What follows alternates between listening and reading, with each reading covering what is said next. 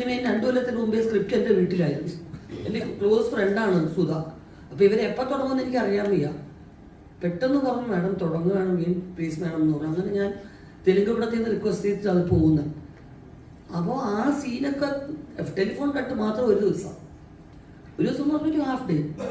അപ്പോൾ മാഡം ഈ സീനാണ്, ഈ ഡയലോഗ് പറഞ്ഞാൽ മതി, എന്തെങ്കിലും അതുപോലെ നീ നല്ല ജയിച്ച് വരണം കേട്ടോ എന്നൊക്കെ പറഞ്ഞാൽ മതി.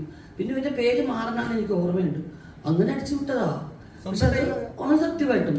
പക്ഷെ അത് എനിക്കത് ഓരോ സീൻ വേഗം ഡ്രസ് ചേഞ്ച് ചെയ്ത് എടുക്കുകയില്ലേ.